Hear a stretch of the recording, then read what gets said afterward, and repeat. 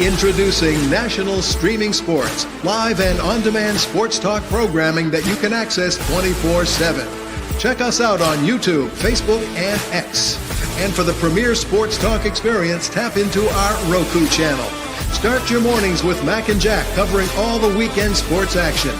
Then pour a cup and enjoy all the sports you can drink on the Coffee and Sports podcast. At midday, talk sports from east to west on the Coast to Coast podcast. Followed at night by some hot girl talk with Prim and Proper Sports featuring Sonia Pearson. Talk boxing on the Gloved Fist. Yankee fans tune in for Start Spreading the News. And there's more on the College Sports Huddle and Sports Scope with Robert Butler.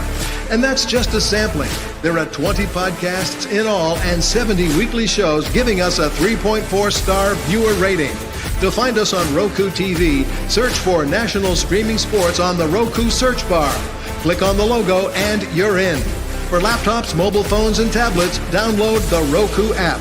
National Streaming Sports, live and on-demand sports talk for America.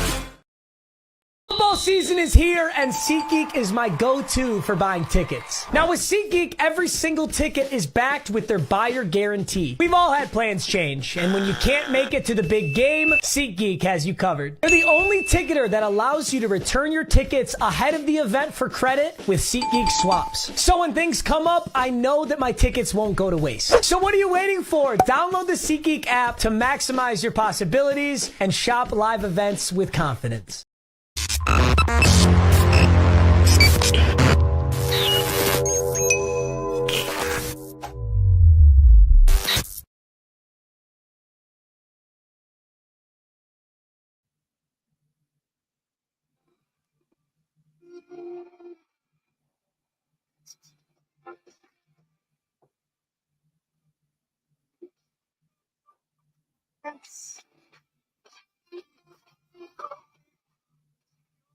We're getting there, Bobby. We're getting to the Super Bowl years. Be patient.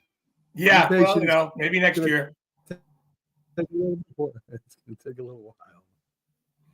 Yes. We're slowly going week by week, folks, as we break down every season from 1981, when they made their first playoff appearance as a wild card, all the way up to the present day. I guess we'll see where we're at during all those weeks, how close we get to the series. Of course, we'll have a draft special. We'll have all that stuff with the Giants as the draft gets here. Maybe we'll do something on the combine too. We'll definitely talk about both of them anyway. So welcome to the Big Blues Brothers show. And of course, I'm the Macman with Big Bobby G. And we're here every week, every Monday at 5 p.m., giving you the best in Giants history, the best in Giants trivia, the best in Giants news. I mean, there's no other show out there like us. We've been lifelong Giant fans for at least 50 years. So, I mean, Bobby a little longer, maybe 60 or 70. But, so anyway, he'll run in. He might know a little bit more than me. No, I'm just joking. I'm just joking, brother. So, anyway. I know. I'll let it go. Thank you. So, we'll start out with a trivia question for today, Bobby. I got to give you the Giants trivia question. And, I'm not sure if you know the whole story behind this even, but we'll get to that when I give you the answer. So we don't want to do that. It won't be impossible for Bobby. Bobby should be able to get it. I mean, come on, let's be honest. I don't know. I'm thinking I'm 0 for 2 the last couple of weeks. So. Yeah, you've been not doing too well. Yeah. So the trivia question for today, Bobby, is who leads the Giants in career interceptions all time? Who has the most interceptions for the New York Giants in their career? So it's an interesting question. I mean, there are a few that you could guess from, I would imagine, in the past and closer to today. So we'll leave that hanging out there until the end of the show. So I want to start with the 1982 season. As I said, we're going 1981 we started. 1982, Bobby, was not a great year for football. I mean, I think it was something the players had to do. I mean, I think they had to get kind of on par, and really the players union of the NFL is maybe one of the weakest union in sports. They really try to get along with the owners. and Roger Goodell today. Since Sheen Upshaw, I think if I'm not mistaken, was the president at one time. They kind of deal with the NFL. They're not jerks. So I mean, they're pretty. I want to say they're pretty fair when it comes to negotiations. But in 1982, strike happens. Teams walk off the field after a Monday night game. Nobody reports to practice anymore. Some coaches supported the players. Others, GMs and owners and coaches weren't happy with the situation. I know the Philadelphia Eagles, they were actually, they had the scabs. Is that what the right term is for people? Yeah. They were breaking and they were throwing rocks at the buses. And I mean, it got pretty violent and there were arrests made. So anyway, if I'm not mistaken, Bobby, wasn't it the Redskins and the Dolphins that ended up in the Super Bowl that year? I'm trying to remember. Yes, and the Redskins would go on to win that game. And it wasn't Right. It wasn't called the playoffs because they expanded the amount of teams in the playoffs that year. I want to say it was 14 or 16 teams. It was a lot of teams. And they called it the tournament, the Super Bowl tournament. Okay. And it was the season itself was crazy. The season started, only 2 games were played. Actually, coincidentally, the last Monday night game was a Giants game. And after that game was over, they decided they're going to go on strike.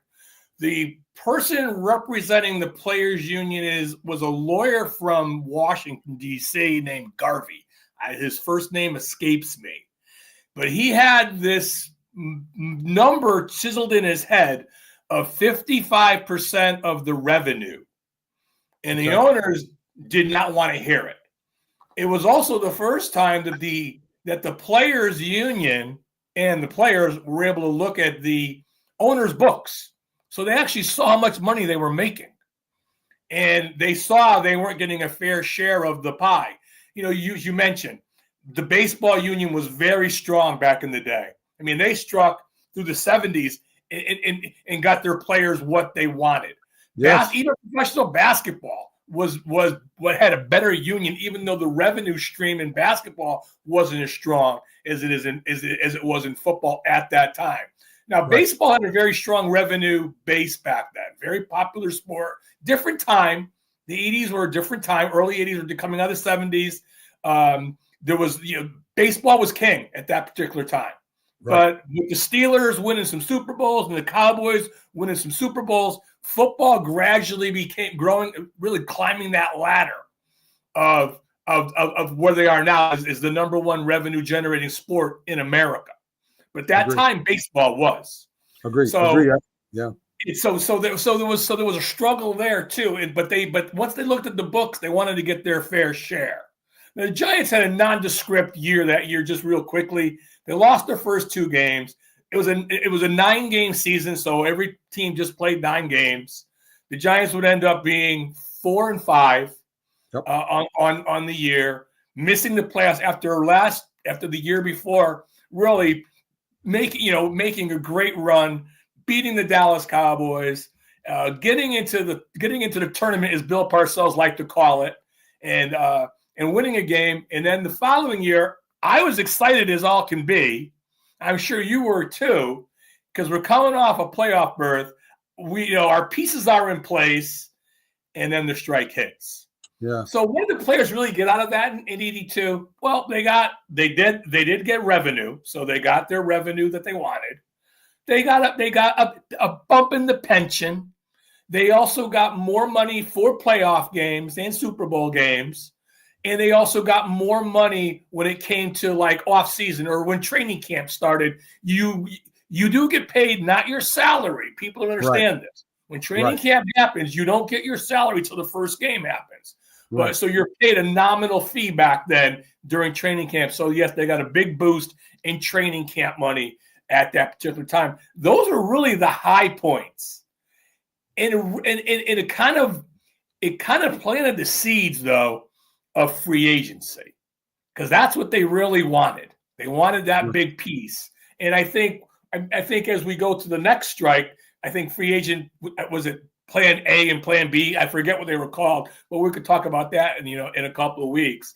But this particular strike did plant that seed of free agency, and that was ultimately what the players wanted, along with their revenue. They wanted more revenue from the owners, and they wanted their freedom to be able to move around the NFL like they saw their fellow baseball players moving around from, back in the day, baseball players were moving like crazy, making millions of dollars, whether you were a pitcher or an outfielder, whatever you might have been at the top of your game. And the NFL players were not getting that type of luxury that their fellow baseball players, professional baseball players were getting. So 82 season was strange, but the biggest part of the 82 season is the strike itself, and the tournament, or they called it the tournament, the Super Bowl tournament. And as you said, Washington did end up winning it that particular year too. So Giants did miss the playoffs. Our roster kind of looked like this. We had Butch Woolfolk. I met his niece one time. He was like a all-purpose back. He wasn't a big guy. He kind of caught the ball in the backfield. He was a cutter. He was a rookie. We still had Rob Carpenter. We still had Ernest Gray. Wide receiver Johnny Perkins. At the time, Scott Bruner was our starting quarterback. Tight end Tom Milady. Defense, we had Curtis McGriff and Bill Neal was our nose guard. Believe it or not, right defensive end for that year was Phil Tabor. I don't know if George Martin was hurt or he was, something happened where he didn't get as much playing time as he did the year before. But of course, he went on to become our starting defensive end again. We still had the Crunch Bunch. We had Van Pelt, we had Kelly, Taylor, and of course Lawrence Taylor. Mark Hayes was our left cornerback. Terry Jackson was our right cornerback. Beasley Reese was still our free safety, and Bill Courier was our strong safety. The Pro Bowl selections that year, they still had a Pro Bowl, were Carson, Taylor, and was Mark Hayes. So those were the three Pro Bowlers from that year, and of course they were on the defensive side of the ball. The biggest thing to me wasn't the strike as much affecting the Giants as much it was losing their head coach. Ray Perkins, who had just brought them to the playoffs the year before, was a wild card. And as you said, Bobby, I'm thinking, hey, we got a foundation. We're gonna get better next year, as I thought when we went to the playoffs a few years ago. I'm thinking we're gonna do better, and we don't do better. We do worse. And Ray Perkins ends up leaving the Giants at the end of the season, going to Alabama. And we discussed this before the show. I know you want to go coach at your old alma mater. I mean, some coaches do, maybe not all, but he did. He's replacing a legend, which I don't like being the first coach to replace a legend. I want to be the guy after the first guy. I could compare it to something else, but I would get thrown off the air right now. I want to be the second. You know what I'm saying? I don't want to be the first. So anyway, I think it was a mistake for him to go back, and I think if I'm not mistaken, he did come back to the NFL and was a coordinator or. He was office coordinator. Yeah, but he gave up. Huh? I don't remember. I think it was with the Lions, I believe. I could be wrong. I'm not 100% sure, but I seem to remember reading something about it. And listen, he had a great head coaching job. He was a winner. They would have stuck with him another couple of years. There's no doubt. That's the way it was back then. And instead, he ends up leaving, and the following year, Bill Parcells becomes the head coach. And we're going to talk about him in our when we talk about coaches a little bit. So I want to get your opinion. George Young's the GM, and George Young built this Giants team through the draft. He really did. He went out, he had some great drafts. They really didn't do free agency until O.J. Anderson was probably their biggest free agent pickup, I think you could say.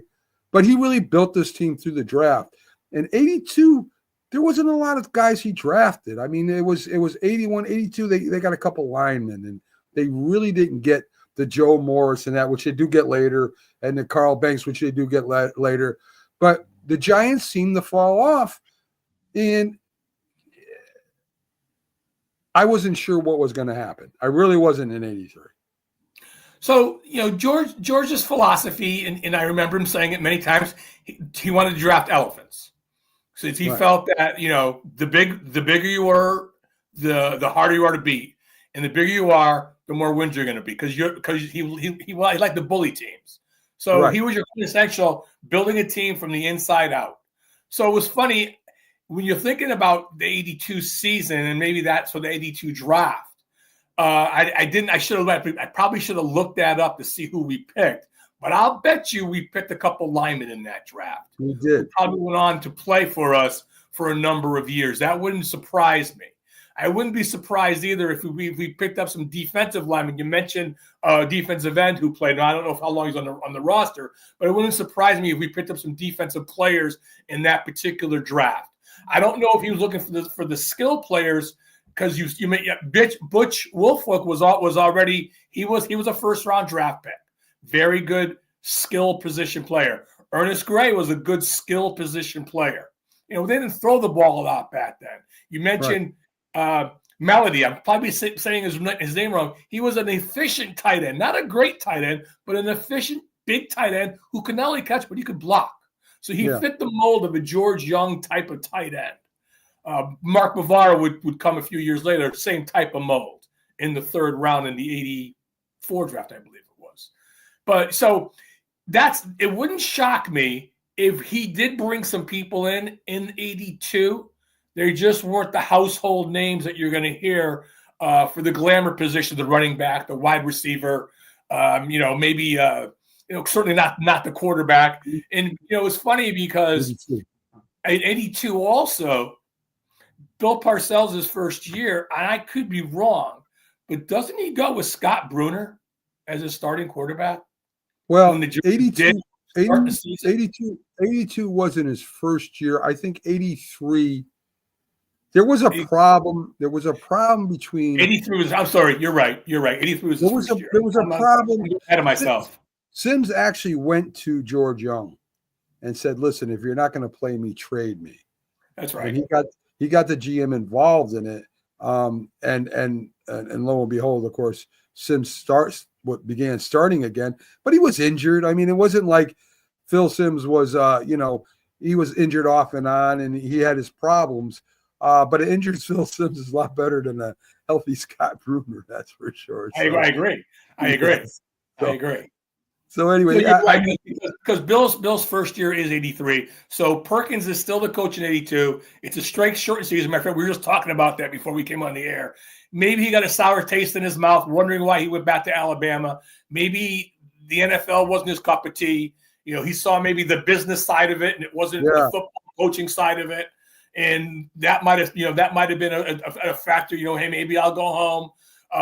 I love Bear Bryant. I believe he played for Bear Bryant in college, and he was going home to really hopefully pick up the baton from the man who he had the utmost respect for as a football coach. I mean, and you think about it too, Bobby. I mean, college football, it was really coaching, right? You're really coaching in college football. Today's different, right? Today it's almost professional football. You're recruiting as much as you're coaching, but in the NFL, right? You got your coaches that, they come from college.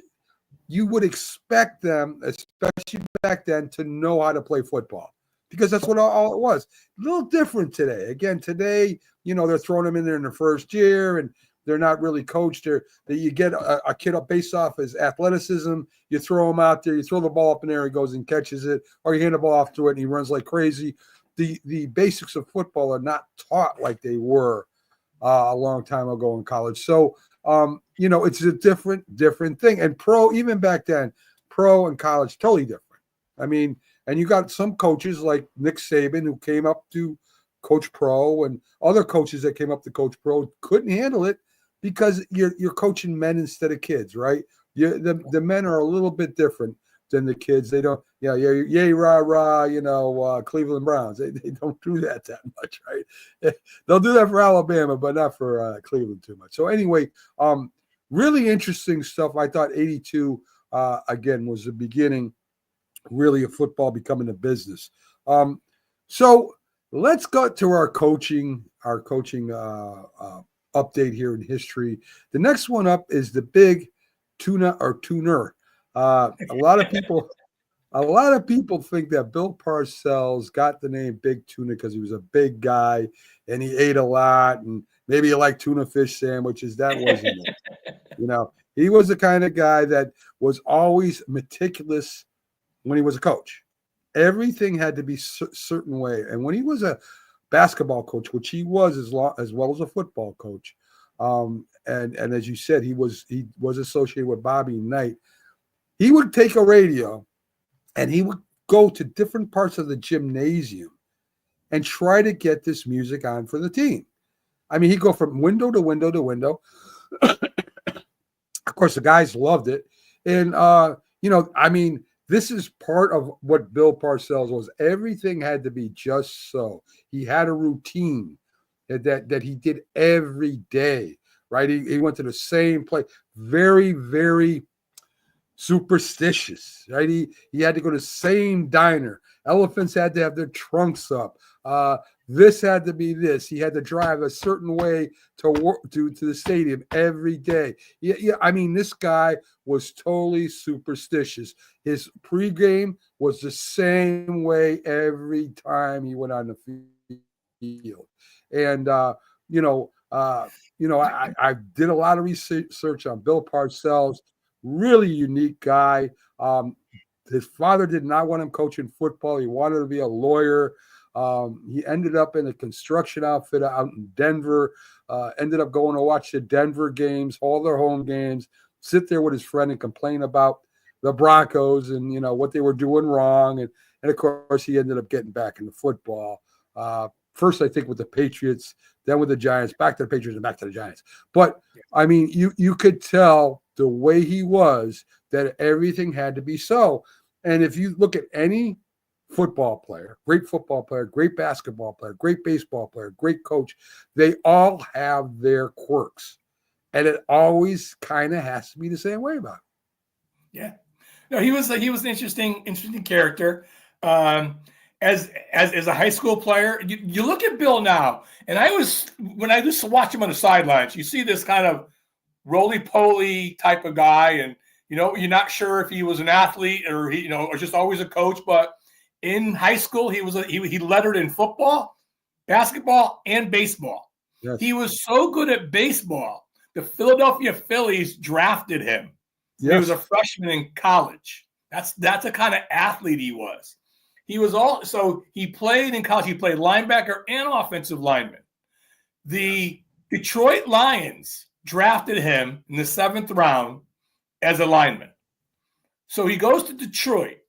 And this is funny because Parcells was known for his practices that were really hard-nosed, in the heat, full pads, double sessions. For those who don't understand double sessions, that's two hours in the morning, 2 hours in the afternoon, full pads. He didn't care.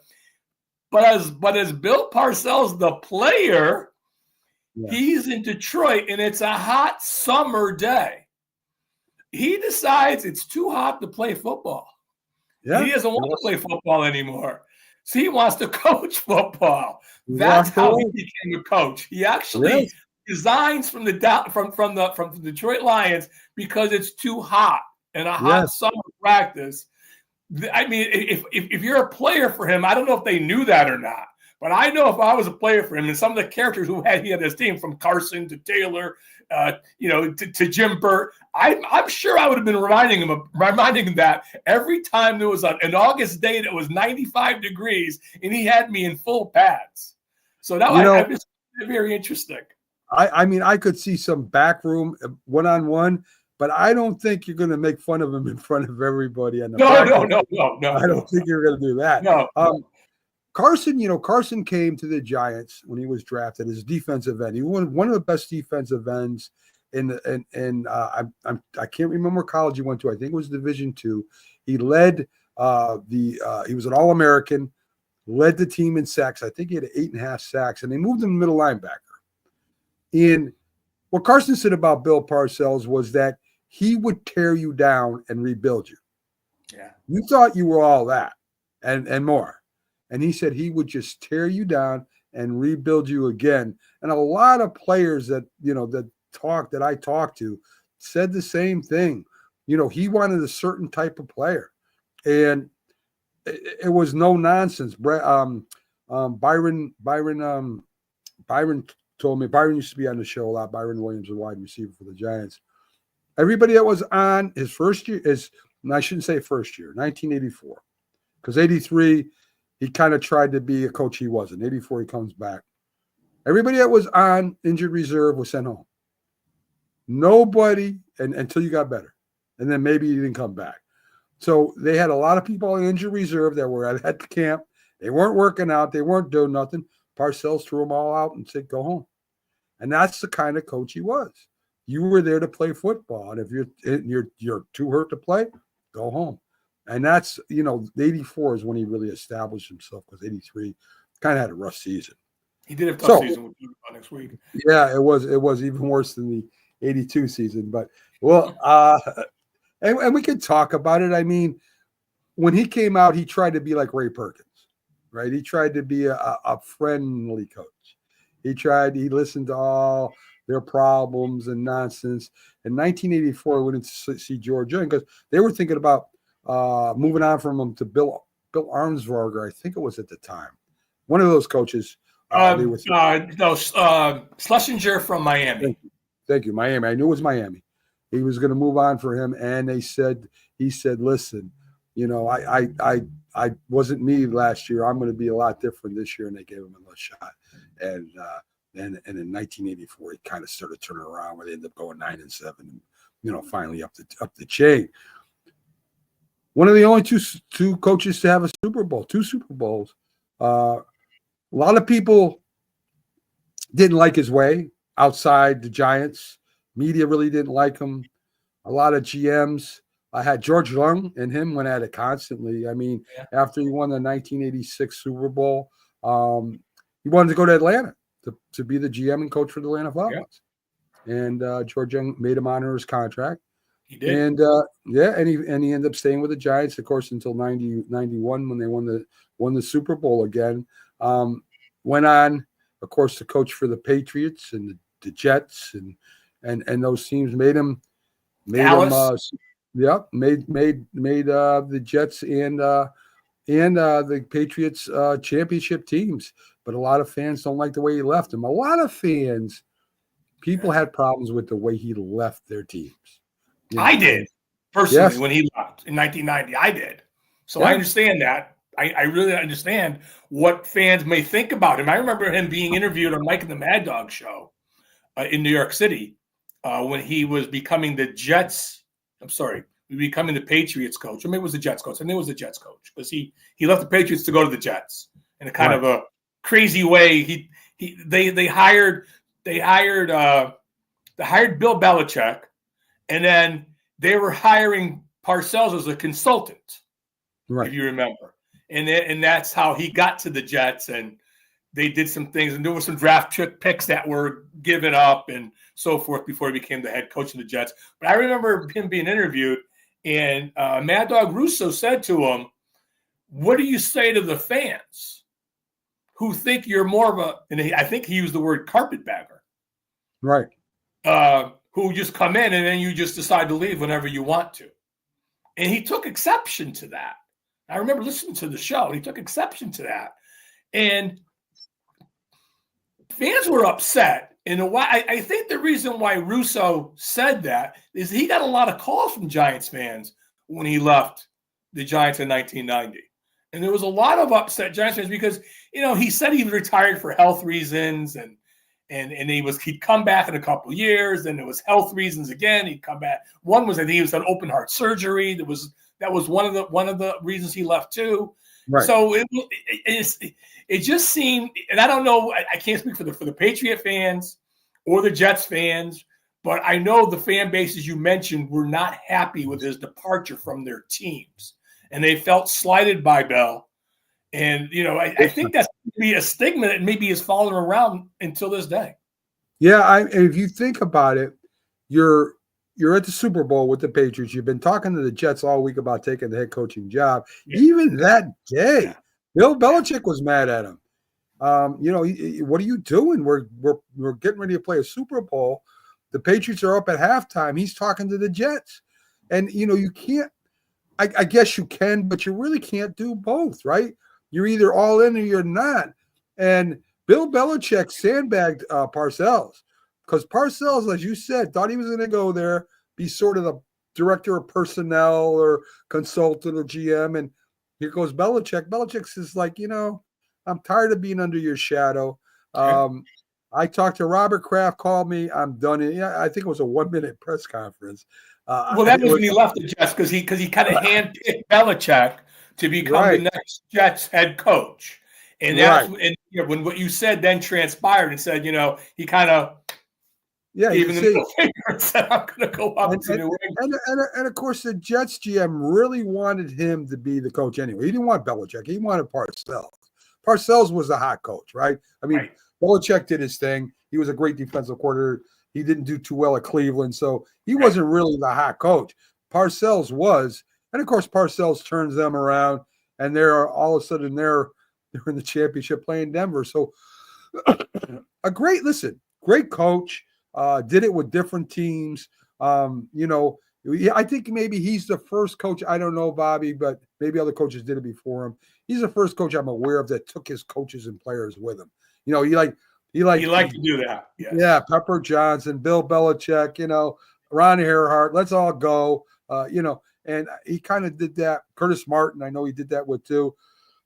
And players. Romeo Crennel, Charlie Weiss, who both would end up with Bill Belichick.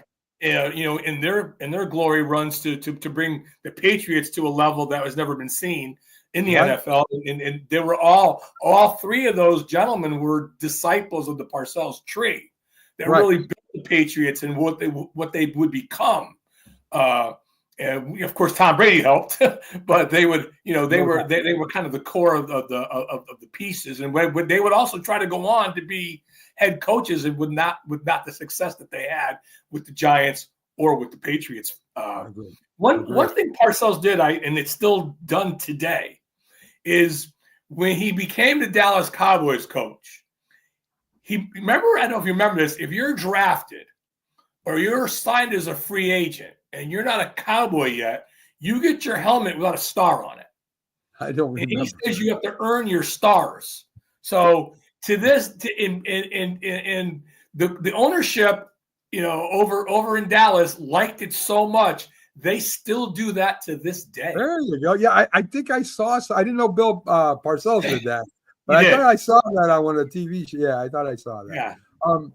Another kind of interesting thing with Parcells was he did end up playing against Bill Belichick a couple times.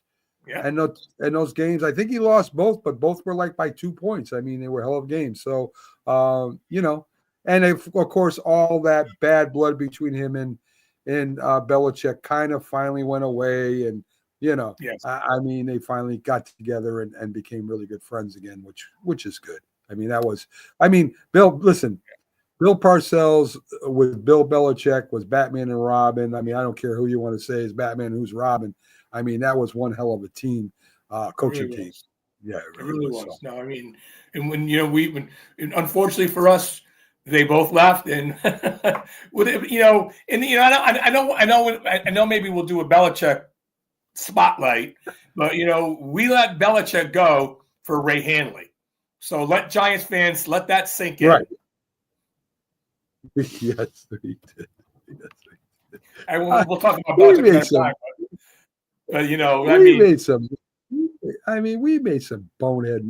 We've been making bonehead moves since Coughlin left.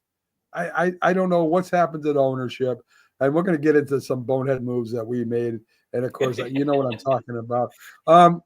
Listen, who holds the record for the most interceptions by a Giant? Hold on, let me do this right, Bobby. I want to do it right. I want to have the music for you. I mean, I don't want to gyp you out of nothing. I mean, I want to make sure, most interceptions. I'm just going to go with the first name that hit my head. Go ahead, play the music. I'm good. But I got to get the banner up there, right? I mean, listen, this is high tech here, Bobby. Make sure it's all done right. Yes, we do. Okay. history is spelt with an R. I'm sure of that. Anyway, so who holds the Giants? I hope this is not monotonous. Who holds the record for the most interceptions in Giants history? We'll put a little music to it so it makes you sound really good, Bobby. So let's try it. Let's see what we got.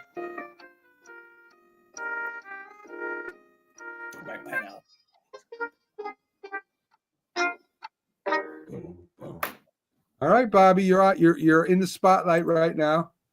Everybody at home is watching you, and they're saying, "Okay, Bobby G, let's get this." I'm going to say it was someone we talked about a few weeks back, maybe back in October. A great New York Giant, an outstanding player, a great defensive back, Spider Locker. No, he did lead the league in interceptions 1 year. He did a great year. I thought maybe that would be the right. No, not even close. Tom Landry's not even close. Tom Landry was a defensive back for the Giants for years. I got to go back. I mean, you're mentioning names. Last week it threw me too. I didn't go back far enough to Frank Gifford. So I got to go. I got to start thinking 60s, 50s. Yes. 40s. Yes. 20s. I mean, all the way back. I'm thinking like 70s when I'm watching Spider play, and I'm a big Spider Lockhart fan, and I'm in the backyard, and I want to be Spider Lockhart. Yes. And for number 43, and all that. Jazz. Yeah. No, it was a Macman Tunnel, Hall of Famer. I hope I'm saying it right. First Giant black player drafted by the Giants. First black player by the Giants. Nice. Period. Nice. He had over 72 interceptions in his career, Bobby. What year did he come out? Oh, he played for a long time for the Giants. Let me see if must be post World War II. He played from 1948 to 1958. Post World War II. Okay. He also returned kicks and punts and all that. He went to 9 Pro Bowls. So the guy was it. Yeah. Wow. Yeah. So a guy that I just have things pop in my head. I look him up and it's like I didn't know Tunnel was that good. I'd love to do a spotlight on him one day and do a little history, do a little research on him and find out about his background. And probably talking about maybe even a World War II veteran here. And he went to he did go to war, and he did go to Toledo College, where he set all kinds of records there in receiving and rushing. He was a running back / deep. I think he played it both ways in college. Nice. But yeah, I mean, unbelievable player. And again, the first black player the Giants signed. So, how was I going to get that answer? I figured you would know this, Bobby. I'm smart, but I'm not that smart. At 7 interceptions as a rookie. I mean, wow. we say 4 interceptions, like wow, 7 interceptions as a rookie, and that's like 12 games. Yeah, exactly. So it's almost an interception game. You're going 10 years. You're doing over seven interceptions a year. That's pretty good. That's a lot of interceptions in a very, very shortened season. Not the 17 games that you see today. Exactly. Wow. So that's excellent defensive back for the Giants. So let's talk a little playoffs. I mean, I watched the playoffs, Bobby, and sometimes you get stinkers, right? Sometimes you get a team that doesn't belong there. I don't think we've seen that once. I mean, even Houston played tough against Kansas City. Some penalties and some mistakes they didn't make. Maybe they win that game. I mean, it's and the last two with Baltimore. Let's start with Baltimore and Buffalo. Okay. Baltimore beat the hell out of Buffalo on Baltimore. They go to Buffalo, and it seems, I said this to my co-host, and he's like, what are you talking about? It's like there's a curse on the Ravens. And not that I believe in curses, right? I don't believe in the Babe Ruth curse. I don't believe in the GOAT curses, the Cubs. I don't believe in that. But I think certain teams or certain things get in teams' heads. Mhm. They go into a game, and we've lost 5 consecutive playoff / and a championship game in a row because of some stupid mistakes. Baltimore, to me, is a better team than the Buffalo Bills. To be honest with you, on paper, I think they got a better running back. I think their quarterback is just as good, if not better. I think their defense is better than Buffalo's. I think on paper, Baltimore should have won that game. And if that guy makes the catch for the 2-point conversion, maybe goes overtime, maybe Baltimore wins. But that didn't happen, right? So I believe that this gets in players' heads. You're human. So here you are, Lamar Jackson, who, I've seen throw fits on the field when they lose and stuff. He was a little bit more grown up at the end of last night's game, but he had some colorful language in the locker room after the game was over. Did. That's okay. He did. I probably would. Yes. But I mean, how many years in a row can this happen? And you got to learn to win. And now, gonna make plays. Yes, right, Bob. So I mean, what does Baltimore do? I mean, can they do anything else to improve that team next year? I don't think they can. No, I mean, well, you talk about a team that didn't punt the ball all day. Right. So you don't punt the ball, so that means you're moving the ball in offense. They moved the ball up and down the field. They were their own worst enemy yesterday. It's hard to beat a good team or a good play. Now, this is the playoffs now. Right. So everything's more magnified now. Right. You go into someone's stadium the elements weren't great. You got some snow going and maybe some ice and rain mixed in there too, and you end up with an interception, a fumble, and you miss a 2-point conversion. It's 4 plays. Those 4, in my mind, those 4 plays cost the Ravens the game. Now, you can't coach that away. No. You mentioned they're just humans, so it's going to get in your head sooner or later, but you can't. They put themselves in a position to tie the game up at the end of the game, even with all those miscues. So I think you're right. Any team that can put themselves in a position at the end of a game to either win it or send it into overtime by turning the ball over 3 times against a really good Bills team, yeah, maybe they are probably better. They are a better team. They're a better team. Paper on the field, they're a better football team. No, sometimes the better teams don't win. I had some people say, well, they should have ran Derrick Henry again for the 2-point conversion. I mean, you could. I mean, it's easy to say after. But the play was successful. He rolls out, he throws the ball, hits him in the hands. I mean, they could have been a fumble too. They could have gone to hand off Derrick Henry, could have been a fumble. I mean, The play was done right. The guy just and nothing. I mean, the tight end he's a great tight end. I'm not taking nothing away from him. But at that time, you dropped the ball, and I know he probably feels like crap, right? Oh, I'm sure he does. I would. So he'll feel that way now until they kick the ball off next September. Yes. Yeah. You can't. How can you not? I mean, we'll talk about some other games. There's some other players who will feel that way too. Yeah. That they play here, play there. But really, these games, all of them, and we'll get to dissect a little bit deeper, but all of these games were just 4 or 5 plays. Yeah. Make those 4 or 5 plays. Either team could have won either of these games. I hope he doesn't end up on Ace Ventura one day.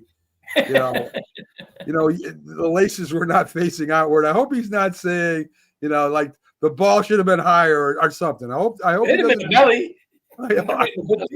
I hope it doesn't. It's so fun. It's so fun to talk about these games because I have no rooting interest in any of them. Right. So I just want to sit down. As I said to you before we came on, we were talking. I just sit down, have a couple of beers, and have a slice of pizza, and enjoy the game. Right. Exactly. And if you love football, the games are great. The Rams against the Eagles. Listen, Saquon Barkley's a beast. Yeah. He ran for over 200 and something yards. And the Rams were still in the game. Another game came down to the very end. I know, it's crazy. Yes. He runs for 200 something yards. Hurts runs for 70 and a touchdown. I mean, it looks like that. It doesn't. I mean, the Eagle fans are singing "Fly, Eagle, Fly" after a touchdown, and all of a sudden the Rams go and score another one, and they shut up really quick. I mean, it was a very good game that the Rams with Stafford could have won. Especially they could have won the game. They could have won the game. A play here, Terrible. A play there, a non-fumble, don't throw an interception. You fumble the ball, the Eagles pick it up, run it back. Yeah. There's again 4 or 5 plays in that game. Terrible. It was the exact same thing as the Bills and the Ravens. Watching those 2 games mirror, really all of them mirrored each other, except for maybe the Commanders-Lions game was just a shootout. But the other games kind of mirrored each other. That it was just who's going to make a play and who's going to make the mistake.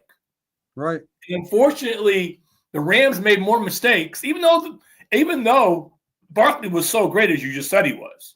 I mean, he's running down, he's sliding, he's scoring touchdowns, he's sliding on the snow. I mean, he's feeling good about himself, and here come the Rams. Yeah. I mean, it was that type of game, but it came down to again. Stafford made some plays, but he also made some mistakes. And Hurts made some mistakes. Hurts had a fumble. So I mean, it wasn't that either team didn't make mistakes. Unfortunately for the Rams, they made a couple more than the Eagles did. And that Kareem Williams, he reminds me of Tiki Barber when he first started. Fumbles way too much. He fumbles. He's got a fumbling problem, and he fumbled big time. I mean, Stafford kind of threw one of the balls at him. It kind of slipped out of his hands, hit off his shoulder pads. I mean, that one wasn't his, but he did fumble, and they were moving the ball down the field too. So it reminds me a lot of Tiki Barber. They've got to work on that. Stafford is up. He's got 2 years left, Bobby. Listen to this. He's only gotten on these 2 years, he's got the $4 million guaranteed bonus, $23 million unguaranteed. Wow. So Stafford is going to be talking to the Rams in the offseason. Yeah. Still a very, very good quarterback. He may not be in the top 4, but he's right behind him.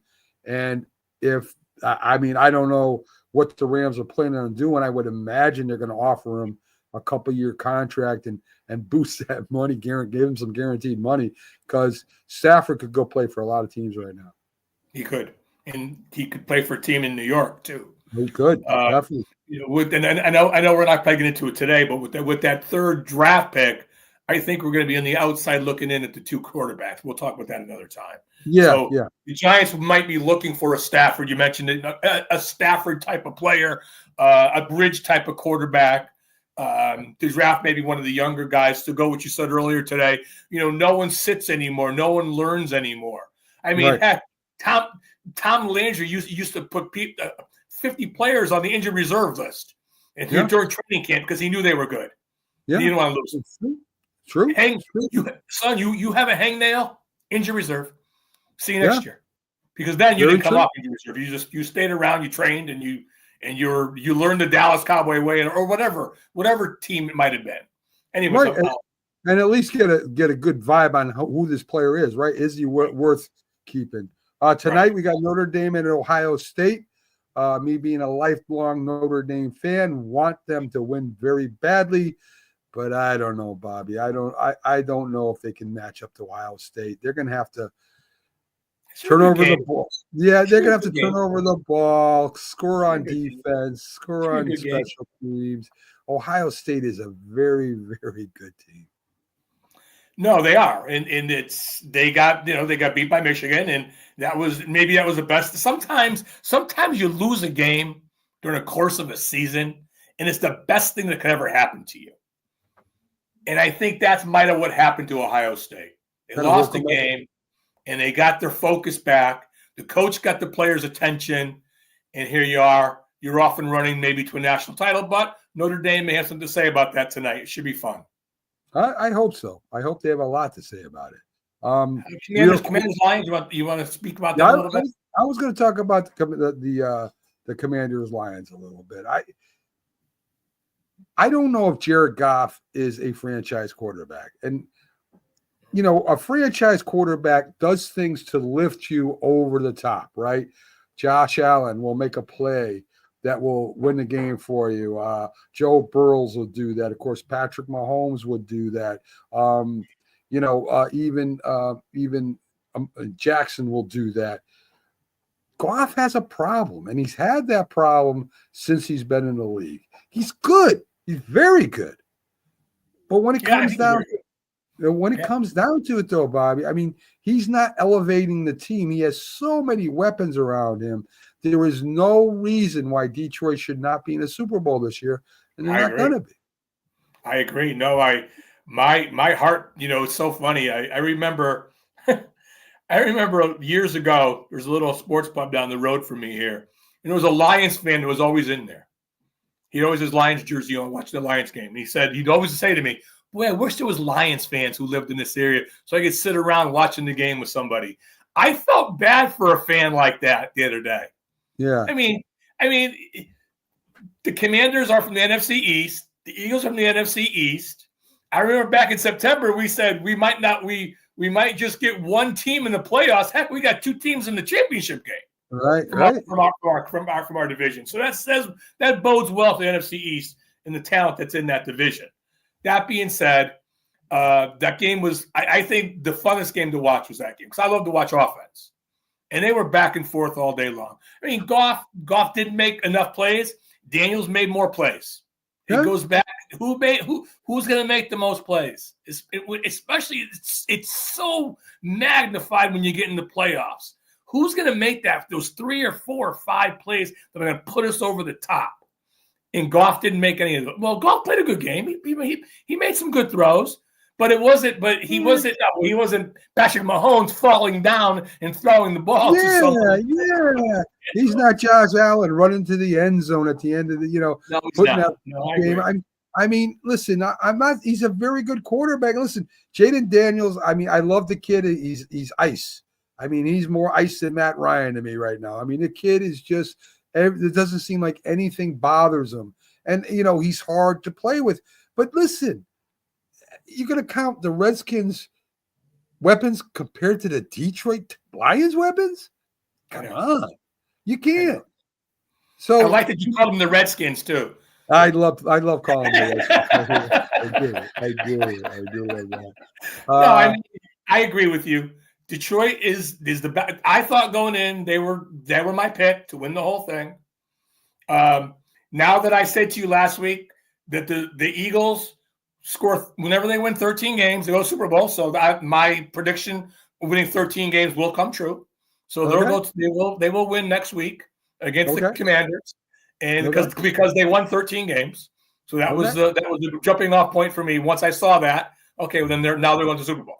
So it didn't matter if Detroit won or not. The Eagles were going to Super Bowl, much to my chagrin because I hate the Eagles. And listen, I don't guarantee nothing. I think the Commanders, they can beat the Eagles. They got to outscore them. They just can't play defense with them. They won't be able to do that. They have to play them like they did the second game. It's going to be like if the Commanders win, it's 38-35, something like that.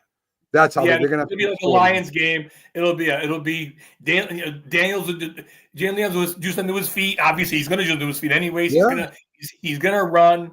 But on the other side of the ball, Hurts is going to run too, and Shaquille Barkley's going to run too. So he did get hurt. Hurts did get hurt. He did get hurt. We'll see how that plays out for him. Turn it and hand it to Barkley. Let him run. Well, definitely. Listen, being a Giant fan, and I get this all the time. Oh, are you upset that Saquon left? No, I'm not upset. I'm good for him. I'm happy for the guy. I mean, I'm glad he gets a chance to go and move on to the NFC Championship and maybe to the Super Bowl. I wish the guy all the luck in the world. I was happy for Tarkin, and when he left and went to the Vikings and went to the Super Bowl. I watched Tarkin just to, I rooted for the Vikings with Tarkin. I don't know if I root for the Eagles. That's tough. I can't do it. I can't. I have green on, but this is because it's an Irish sweatshirt, so that's not for the Eagles. Yes. You do look good in it too, Milady. So, Thank you. let's see. We'll have we'll have more to talk about next week. We still got the Giants trivia coming up. Of course, the coaching. We'll keep going on with the coaching thing. We'll have, of course, the division games, the championships to talk about. We'll see. Can the Eagles go to the Super Bowl? Maybe. Can Washington and Buffalo play each other in the Super Bowl? That would be awesome, right? Who do you like? Who do you like in the AFC?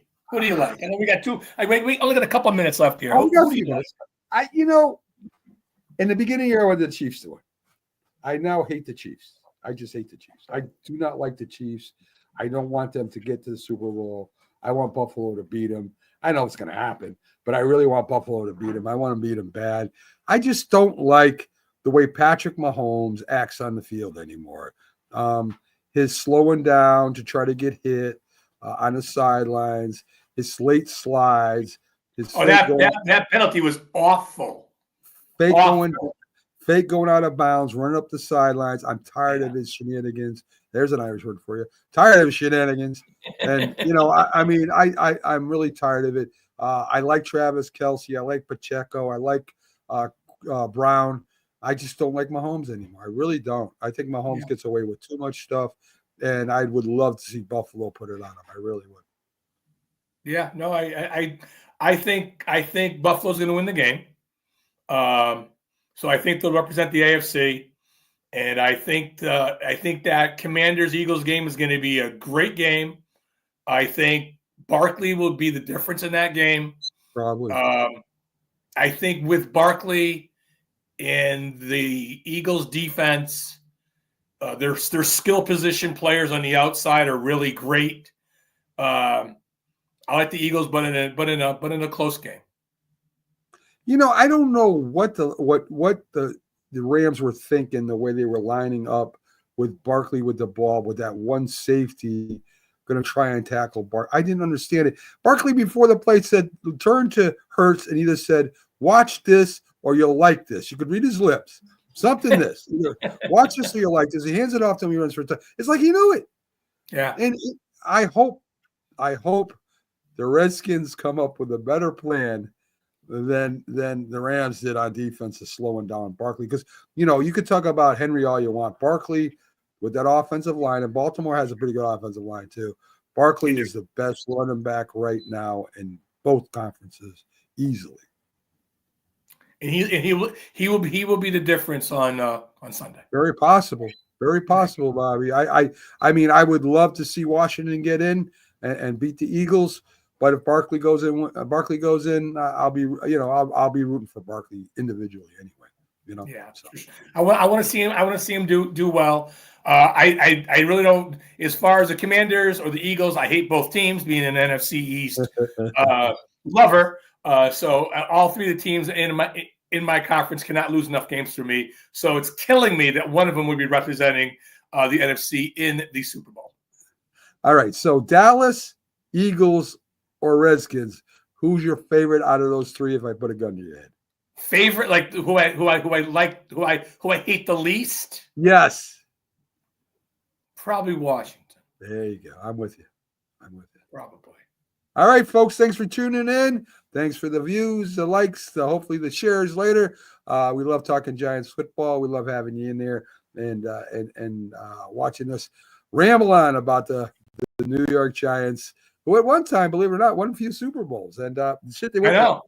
Who knew? Hell, they went to 5. They won 4. Yeah. So 4-1 is a nice record in the Super Bowl. It is. It definitely is. And hopefully, after they get rid of their coach and GM, maybe they'll do it again. So we'll see what happens. We gotta wait a couple more years. We have to. Oh my God! Right, Bob.